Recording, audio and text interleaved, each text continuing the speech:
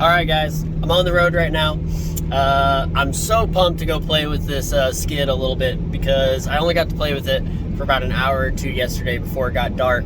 But this morning, I was up at like 5:30, or not up. I was already picking up a dumpster at 5:30, specifically this one. I'm hauling this off right now to get it emptied. The funny thing was, I was just so eager that I wanted to make sure this was loaded, ready to go, so that I could just go straight to the dump, unload it, and play with the skid, because you just never know if somebody's going to call for a dumpster in the middle of the day, and I want to have everything else done before then. But the funny thing was, it was like 5:30 in the morning, and I haven't greased the rails on the trailer in about a week or so, and it was cold. It dropped in temperature a lot last night. So as I'm loading this up, it was just screaming on the rails. It was just squeaking like crazy.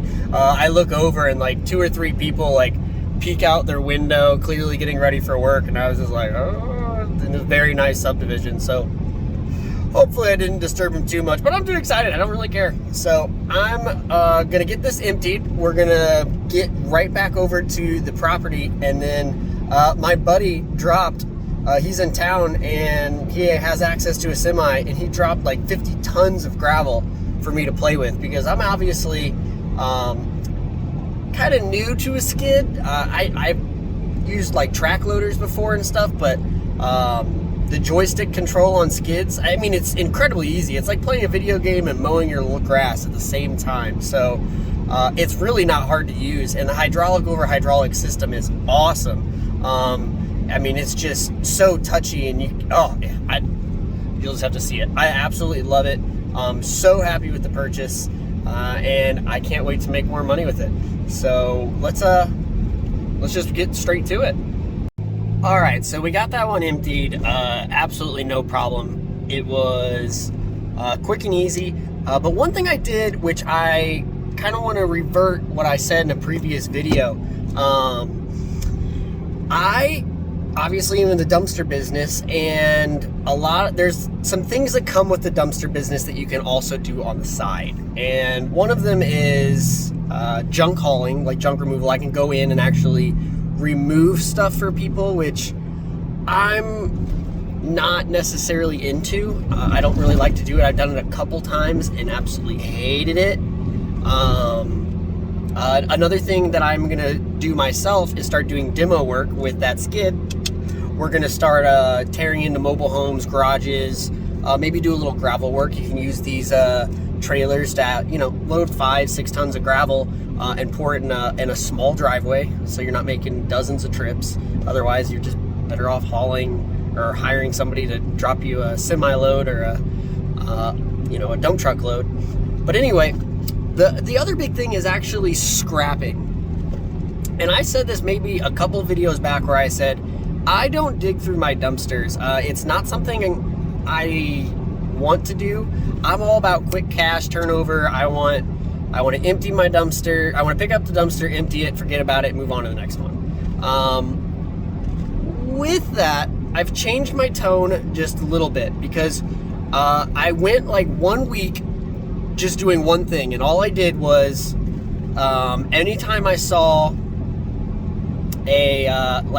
some guys I know, they'll empty the dumpsters and they'll pick stuff and then they'll go on Facebook Marketplace and sell it, which is, it can be incredibly profitable, guys. Honestly, if you know how to use Facebook Marketplace well and what people buy, you can make a crap ton of money doing that. Again, I don't like really doing it, and if you do it, I probably wouldn't do it under your name, or because people probably don't want to know that they're buying something that came out of a dumpster. But to each their own. But what I was saying is, with scrapping, I just went 1 week and all I did was cut the wires off of things that poured out of the dumpster. So, I take it to the dump, it dumps out of the dumpster, and if it's on top, I snip the wire. I don't go digging through the dumpster, flipping over 1-2 tons worth of trash, looking for stuff, because, to be honest, guys, sometimes when you're cleaning out these people are cleaning out their houses, they're pretty gnarly, and you don't really want to just go digging through it. It's still trash.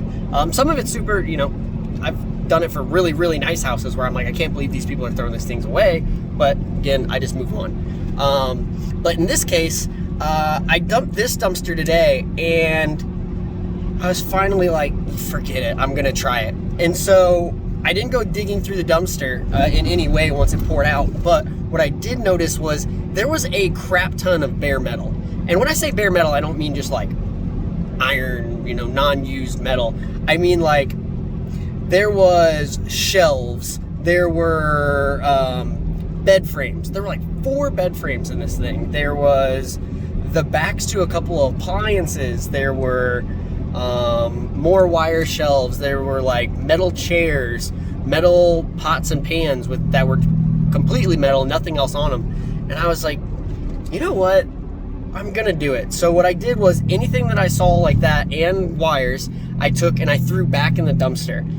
I already know my tear weight. When I get on the scale, I have a general idea based on how much fuel I have.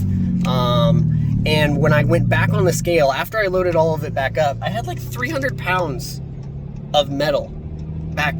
And I was kind of like, that's interesting. So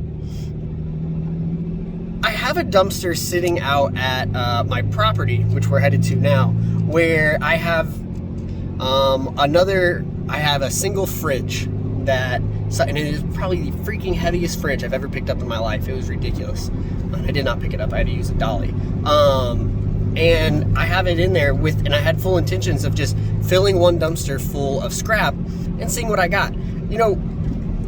I'm to the point that I want to see how much profit I can maximize, and if I turn my shop into a transfer station, and somebody asked me once what a transfer station was, I would be using it as my own personal transfer station, where if I'm super busy and I don't have time to be doing multiple trips in the day, and I have a couple light dumpsters, and by light dumpsters I mean I'll get a 14-yard dumpster to some people and they will literally use the bottom of it, and I'm like, that is not worth the trip or the money to dump that. So what I'll do is, if I have time, I'll combine them really quick. Well, now that I have the skid and I'm buying a grapple attachment, a grapple like is a bucket that grabs and you can move it, kind of like an excavator but not, I could literally pour out the dumpster in a pile inside my shop, because there's plenty of room, and then move on, deliver the dumpster, because I know that pile is under 1 ton. You have to make sure you know. And then from there, I can pick up, come back, dump another one that's half full, and then pick it all up and put it in one dumpster. That way I'm maximizing profit, maximizing the fuel that I'm using when I'm hauling this stuff. And while I'm doing that, I can actually sort metal out to one side and then just trash in another.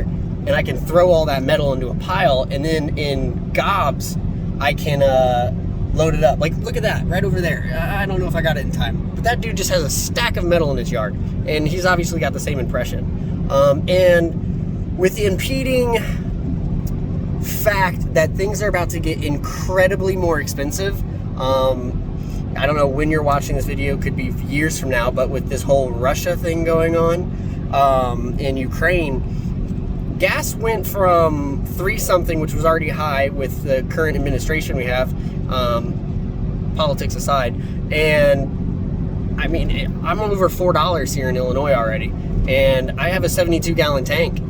You're talking almost $300 to fill up my tank. So I'm trying to keep my prices as low as possible for my customers, because if I watch my competition raise their prices, I'll raise my prices.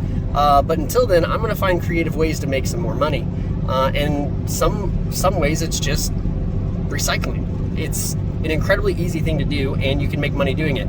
I've also offered to pick up appliances for people, and people will pay you to pick up appliances. They will pay you $20 to pick up appliances, and then you can go scrap them. For a while, I was charging $20 to pick them up, and then taking them to a place that would then charge me $10. And somebody on one of my videos reached out to me personally, and they're like, dude, you're just absolutely missing out. He's like, charge the same $20 and then go make $10 instead of paying $10. He said, stack them all up and then take them all at once so you're not wasting time. And it really did. For like a week or so, I just kind of tracked everything I was throwing away, and I'm like, you know what? They're right. So it's a huge opportunity. That's all I was getting to. let's go play with the SkidSteer. All right, y'all, we made it to the shop, and man, the thaw is happening right now in our area. So if you guys go from hot to cold, you know what I mean, rainy season to everything. I mean, this probably hasn't had gravel put down on it well before I bought it, for years. And I mean, it's hard to tell in the video, but I mean, it's so smushy. I literally had to put my truck in four-wheel drive a couple days ago when it was really wet, and it was like quicksand. So it's just got to be filled. I've got like puddles all over the place over here. The front's pretty bad. It had a massive hole. You know, I have to go in the grass every once in a while, so I'll probably expand the drive a little bit. Honestly, all of this one day, I get to the cornfield, so all of this one day will probably be gravel, and I'm going to use it as storage, I think. Maybe another shop of my own, and then like storage that I rent out. So here's the dumpster I have right now. That fridge, super heavy.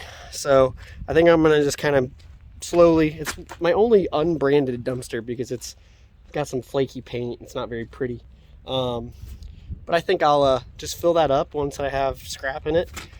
I'll kind of take it to the scrapyard, maybe learn how to sort it a little bit. But here's what we got from this last dumpster. I'll jump up here. I don't think, you know, it might be 100 pounds. I must have more fuel in here. It's really not that much. But some of it a little bit heavier than it actually looks. But yeah, mostly just bed frame stuff and a shelf. Really not that much. But over time, it all adds up. And then I've got some cables I cut in there. But I'm going to go ahead, transfer that stuff to that dumpster because I need to drop this dumpster off later. And then we're going to get the skid out. All right, y'all. Here it is. The Kubota 65 or SVL 65-2. I love it. I absolutely love it. Ooh, I got it really dirty already. I've gotten through about half this stack of gravel. And there's still so much to do. I'll probably have to have even more dropped off. This place was pretty torn up. So let's just take a look at this thing. As you can tell, we've got it on skids. If you're only gonna have one machine, most people will agree that tracks are the way to go. We actually named this guy Mark. So you gotta use marketing to your advantage sometimes, guys, because I call him Mark because he's leaves skid marks. I'm hilarious. So this came with a bucket, straight edge. I'm actually picking up a grapple bucket here in a couple days, so super pumped to get that. But let's just jump straight into the cab. I'll be honest, I am an absolute SkidSteer virgin. I used to do those track loaders a lot, like I said. But this thing is not hard to use. I mean, seriously, if you've played a video game before and you've mowed maybe a lawn with a zero turn, you can operate this thing no problem. As you can see, there's two joysticks.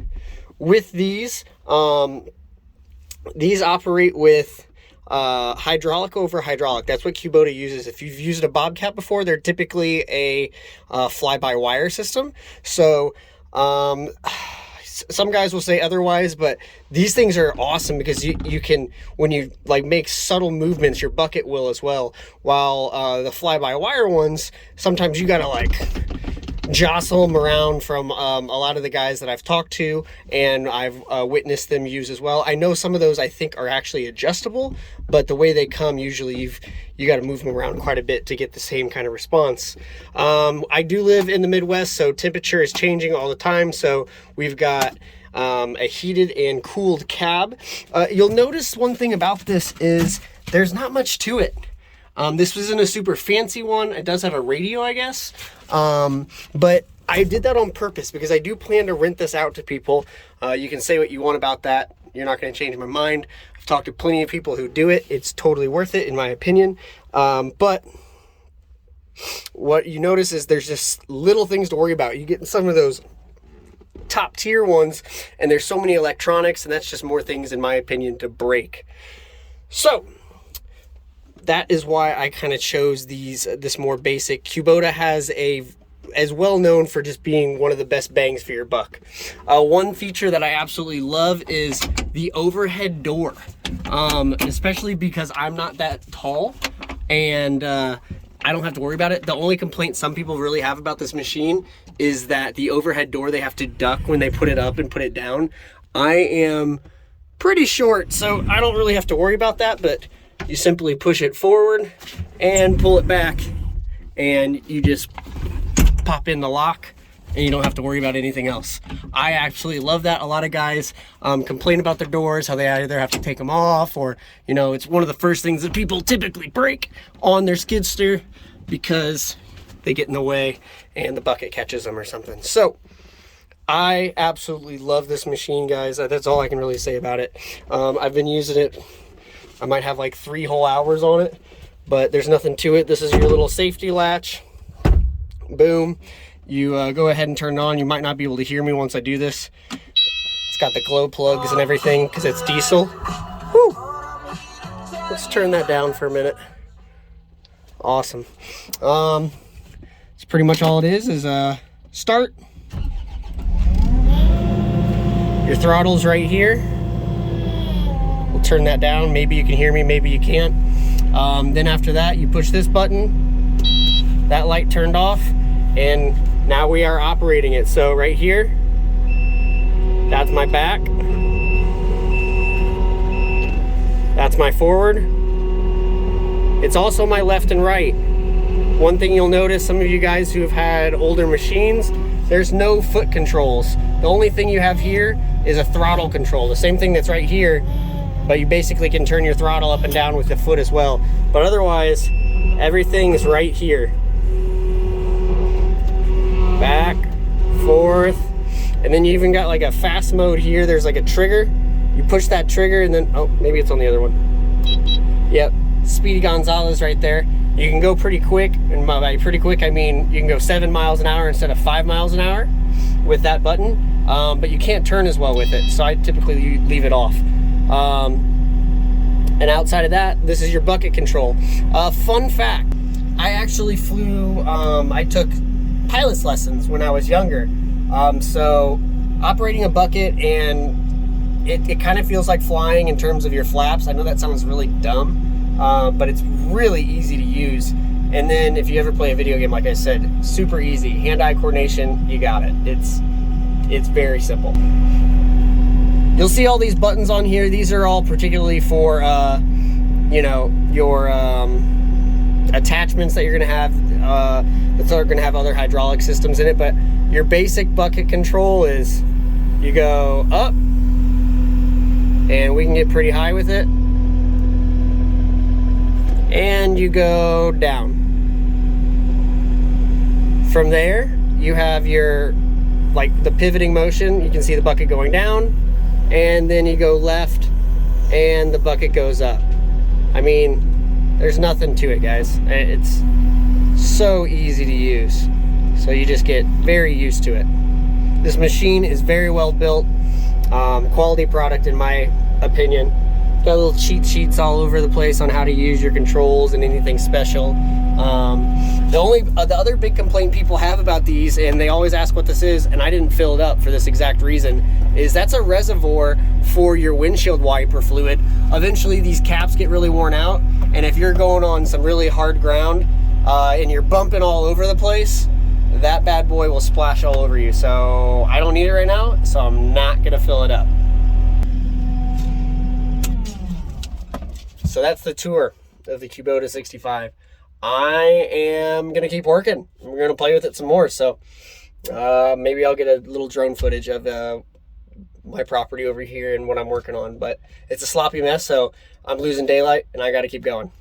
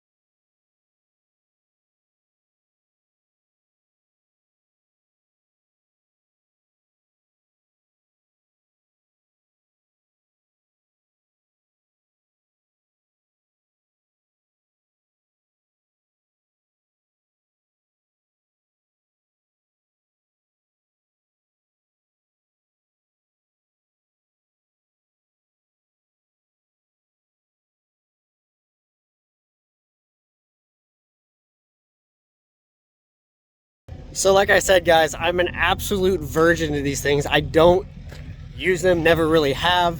And literally in a couple hours, I mean, I'm not saying I'm good at this. I'm sure a lot of you guys are absolutely judging me who use these things all the time, who can do way better. I'm literally just learning how to move gravel around it. I'm playing in a sandbox right now, trying to get used to the machine. I know I'm not even really laying the gravel right probably, so be nice.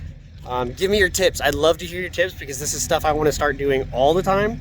I've got a couple properties that I have gravel at, so I have to maintain those all the time. And I have a lot of family who has gravel properties, so I'm going to be working on them too. So that's it. There's so many opportunities with this one, guys.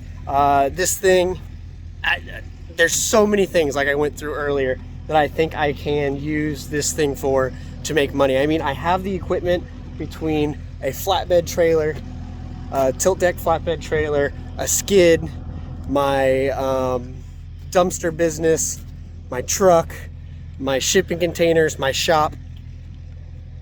I should be able to build a pretty good business at this point, and I feel like I've done pretty well in the last 2 years. I'm very blessed to have grown it as much as I have now, but I really want to take it to the next level and really start going bigger. So give me your ideas, guys. You guys probably use these things all the time. I'm really happy with the machine. I'll make more videos about it, maybe go in depth about it once I know more about it too. Super impressed with this thing, and like I said, give me your tips. Give me anything you can to point me in the right direction to make some money with this thing, and let me know what you're doing as well. Appreciate you guys. All right, y'all. I have knocked down, that pile is gone, the 50 tons of rock. I'll be honest, I probably need about 50 tons more. Maybe not that much, but there's definitely some more area here that I want to gravel. So I'm probably gonna have my buddy drop off another load of it. And I'm gonna top off what I missed and add some spots. But I mean, for a first time skid user, in about 3.5 hours of work, I'm pretty happy. I mean, as you can see over there on the side where this asphalt's just absolutely falling apart, looks like I still need some, but this is pretty much what I use over here. And then the entrance needs a little bit. Come over here, this is literally just pebble and sand. And it looks way better than it did. It's still kind of wet here, so as I would scrape, you would get a little bit showing, and like these are just giant holes full of water. So, you know, over time I think this will get a little bit better, and I'll come back and add some more. But that's actually where a whole lot of this rock ended up going, which kind of sucks, is I probably used 10 tons just to fill giant holes that were in the middle of the road. When you saw that drone footage over here, I mean, I should have showed you, but my whole boot would disappear into that puddle, and kept taking my truck underneath of it. It's just a pain. But that took, like you can see, that probably took the majority of the rock that I actually had left today. But a little squishy, but way better than it was. But eventually all this needs to be graveled. All that over there, that dumpster's about where my property line ends. And then back here, we'll gravel and turn it into storage sometime. But I'm happy with it. I mean, seriously, this thing is a beast. It's so easy to work with. What I think I'm gonna do now is I'm losing daylight entirely, so I'm gonna take care of my equipment. So I've got my power washer out here, luckily. I am going to absolutely hose this thing down, get those tracks nice and clear, and go home. I got one dumpster I need to drop tonight before it gets way too dark. But other than that, it's been a good day. I hope you liked the video. Like, subscribe, follow. Give me some content ideas. I think it'd be really cool to mount some ARs on the front of this.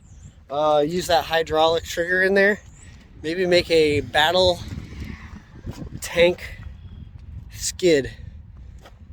Man, that would make for a good weekend of fun. Let me know what you think. All right, guys, you have a good one. Catch you in the next video. Nice and clean. All right, and one more thing. I know I just told you guys like, subscribe, follow, what you should do. I just want to get this out of the way now because in future videos, when I started my dumpster roll-off business, everybody was like, oh, it must be nice to have daddy's money to buy you that truck and that trailer, you know? Oh my gosh, daddy's money. My daddy didn't fund anything. My daddy was a cop. There's creative ways to start a business, guys, and buy equipment and to become successful. It's not always daddy's money, and don't project your problems on other people. So look for those creative ways. Message me some creative ways, or comment some creative ways that you funded your business and some of the equipment you bought, because I'm not the only one. Maybe educate some of the people that are, you know, rage commenting those things on there right away. So again, thanks again, guys. I'm out of here. She's clean. I love it. Thanks again for following. Have a good one.